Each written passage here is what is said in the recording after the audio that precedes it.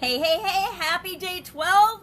We're going to talk about the P in our soap process today, day 12 of our Get Up and Go challenge. I hope that you have been doing these little activities, these little action items every day right along with me. And that if you are, like me, you're feeling better. You're feeling better because our one of our basic human desires. And I learned this from Tony Robbins. I don't even know when he started teaching it. I've been following Tony Robbins since the early 80s. Yeah, kind of hard to admit, but that's how old I am, and that's how old Tony Robbins is. And he has been around teaching personal development, teaching personal growth, teaching NLP, teaching all kinds of modalities and methods, and how people can be better, more amazing human beings for decades. And I've been following him about as long as he's been around in the public eye. I think I saw him when I was in the hospital in Valley, Nebraska. I was working in Valley, Nebraska one summer, and I saw him on a late night infomercial because I was stuck in a hospital. Actually, I wasn't in Valley, Nebraska. I was in Omaha, Nebraska. I was working in Valley, Nebraska that summer with my sister during college, and I got some weird, funky, strange illnesses that led to, a lifetime, and back then, several years of just weird, funky health challenges that I have had to deal with over back then especially, but then kind of throughout my life there've been weird, funky things that have happened. Our lives do that. They pop up and they show us different things, and we have different experiences based on the lessons that I need to learn, and you have your experiences based on the lessons that you need to learn. Well, Tony Robbins helped me learn a lot of lessons, and one of the things that he's always taught that's a basic human need is the need for progress, the need to feel and know that we're moving forward in our lives, that we're becoming and growing and, moving and getting momentum and going. The Get Up and Go in the Get Up and Go challenge name is from the need and the desire that we all have to be moving forward and making progress and moving toward what we want.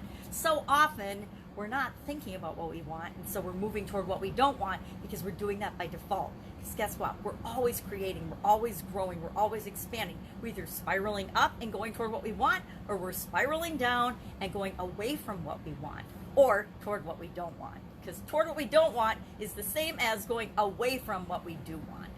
So how do we take action? How do we add progress to our model? We've talked about where we are and where we want to be. We've talked as S for story and situation. We've talked about options and that there's infinite possibilities of what we can do to take us from where we are to where we want to go. And we talked about how to take action as the A, and how do we decide what to do next? How do we always know what to do next? So many people struggle with, I don't know what to do, I don't know what to do, I don't know what to do next. But that's just a lie we tell ourselves. We always know what to do. We always do. We can cover it up, we can pretend we don't, we can act like we don't. Maybe we don't want to do the thing that we know we need to do, but deep down, we always have an inkling and a desire and a knowledge of what to do next. And if we would stop telling ourselves we don't know because we've been brainwashed into believing we're not smart enough to figure our own lives out, we would move forward faster, so much more easily and less stressfully than we do a lot of times, right? So progress. How do I know I'm making progress? And how do I know I'm going in the right direction? Well, I like to do an exercise that I call the lifeline exercise. And I'm going to show you one of mine, and it's embarrassing because I should have started a new one for this challenge, but I didn't. I just pulled out an old lifeline exercise that I've done before, and it's very messy because what I've done with this one is I have made a straight line on a piece of paper. Then I put big highlights, milestones in my life. And you'll do the same thing. You just draw a line on a piece of paper, and then you put the year you were born. I was born in 1960, so the first point on my timeline is I was born in 1960. And then I go to current 2020 at the end, which is the coronavirus, because we're all experiencing the coronavirus. And to me, that is a big enough deal to get put on my lifeline, because that's something I'll remember for the rest of my life. As will most of us. So, and then big things in between. In the 80s, I was bedridden, and so I was sick and bedridden. That goes on my list because that had a huge impact on the direction and trajectory of my life. In the 90s, the mid-90s, I had kidney surgery, eye surgery, my first baby in 91, and my son, and all kinds of other things. So that goes on my timeline. Then my daughter was born in 94. Oh my gosh, I can't believe I had a brain fart there. My daughter was born in 94, so she goes on my timeline. And then I had a sudden cardiac arrest. I dropped dead. So that definitely goes on my timeline, because when you have a huge event like that. And then there's other things on here which may or may not be, and I like to do above the line and below the line. So for me, my timeline at 0, where I'm just pretty much going along, that's the straight line. You can do it however you want. Some people do it all above the line. I go below the line when really bad things happen. When I think things were really negative and really bad, like my sudden cardiac arrest is dead. So dead is as far below the line as I could pretty much go on this piece of paper. Then I've got my divorce on here. What else have I got in here? I need my magnifying glass. I've got my divorce on here. I've got moving to online on here. I've got a couple of my other businesses on here, but not so much. And each of the different colors represents physical, remember our 7 key areas of our life: physical, mental, emotional, spiritual, financial, of course, relationships, of course, and contribution. All of those are represented by my keys, and each of these colors is a different area, because I've done this lifeline exercise before.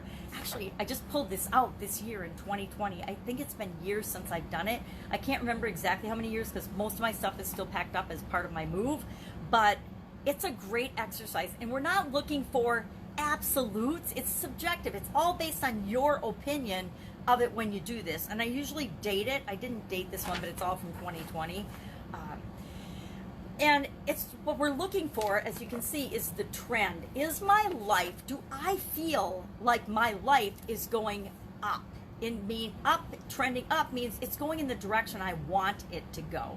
And as you can see by the up and down roller coaster nature of my graph, sometimes things go up and down, right? And an event like my sudden cardiac arrest, which you might think would tank me emotionally, actually ends up above the line because of the benefits I got from that event happening. That was a dead stop in my life that actually allowed me to give myself permission to take back my life and change the trajectory of my life. So even things that are below the line, and actually the secret is, for me, at least in my experience, that the things that are most painful, that are below the line, that have caused me the most turmoil and trauma and pain on different levels of my existence, in those 7 key areas, those are the things that turned out being the turning points and the actually looking back, because hindsight's always 20/20, the best things that ever happened. So I highly recommend that you do this lifeline exercise, and do it for whatever area of your life you're working on right now. Like, I'm going to do a new one today about my physical health, my physical well-being, because that's the one I'm working on, my left knee. Now, I did, just as a progress and a discussion about results, because progress is all about the results we get. Results, guess what? Like anything else, they're neither good or bad. They're either moving us toward what we want, which is positive in my mind, or moving us away from what we want, which is negative. And if they're neutral, it's kind of hard to decide, because we really don't know if they're positive or negative. Maybe we need to try it again. So one thing I did for my action item yesterday was I tried this CBD oil, and I should have brought the container downstairs with me, but it's up in the bathroom, so I didn't. CBD oil. I tried it. I used it twice yesterday, and I will admit it helped. It did really help. I really felt and got pain relief for about 20 minutes, and then it was like nothing. It was right back to where it was. So you can use it up to 4 times a day. So going forward, I'm going to try it today 4 times today and see if that makes a big difference. And then I'm going to give it a bit longer try before I decide if it's something that I'm going to add as a process, as a regular thing that I add to my life. Because part of what helps us make progress on autopilot is if we create processes and systems and we automate them by making them a habit, by delegating them to someone else and making sure they get done, or by making it a habit and something that we do routinely for ourselves, and then auditing and checking in with ourselves on some frequency to see if it's still working.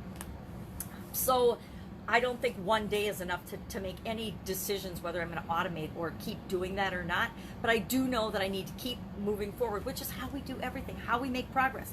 Yesterday, I got about 40 minutes of relief from it. So maybe today I'll get at least 120 minutes of relief from it. That's 2 full hours, right? That's pretty awesome. To be able to get back 2 hours pain-free in my day, I'm all in.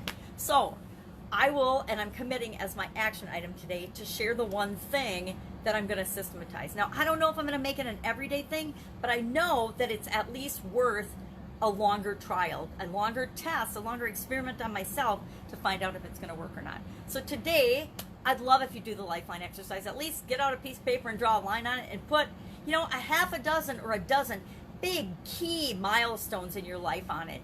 And then for me physically, I'm going to go through physically and say, all right, overall physically, how has my life been?